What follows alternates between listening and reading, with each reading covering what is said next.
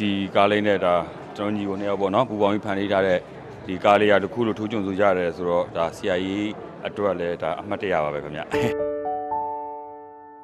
ဟိုတို့လို့ရတာဟိုတမန်လေးကဝိမှုဆိုရင်ဒါကရတာဆိုရင်ကိုယ့်ရဲ့ game production နဲ့ဒါကျွန်တော်ရဲ့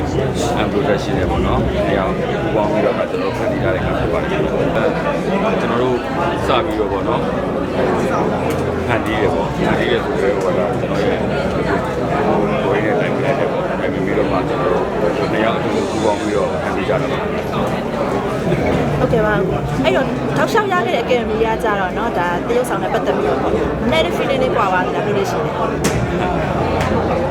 အတူတူပါပဲဘာလို့လဲဆိုတော့ကိုကြိုးစားထားတဲ့ဟာတို့တွေပေါ့နော်ပူပေါင်းပြီးတော့ကြိုးစားထားတဲ့အရာတစ်ခုကဟိုဒီလိုအခုလိုတင်မပြပြတဲ့အတွက်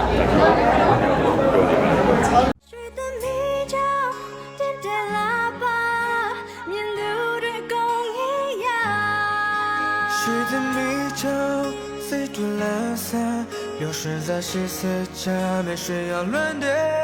你对ရွှေဘုံပေါ်စံဖို့ရွှေသမီးထံသွားကြစို့စိန်တွေနဲ့လင်းလက်တောက်ပဖို့ရွှေသမီးထံသွားကြစို့ခင်မီစက်တင်လာပါတဲ့နိုင်ငံတကာဒီဇိုင်းများနဲ့ရွှေတွေရောင်းစင်းဝယ်စင်းမခွာတာစိတ်တွေအယောင်းလဲတက်တာလားရွှေသမီးပါအရန်တော့လုံးချင်စိတ်ရှိလို့ဒါကျွန်တော်တို့ညီကိုတွေဒါပူပေါင်းပြီးတော့စပြီးတော့ဖန်တီးဖို့ဖြစ်လာတယ်ပေါ့နော်ပြီးတော့ဖန်တီးတဲ့အချိန်မှာလည်းဒါကျွန်တော်တို့ပါဝင်တဲ့ခရူတွေကဆိုအဓိကတော့ဒါရိုက်တာကုန်းနေထပ်ပါအရန်ဟိုစူးစမ်းပြီးတော့ပေါ့နော်ဟိုအကောင်းဆုံးဒီဇလန်တစ်ခုလုံး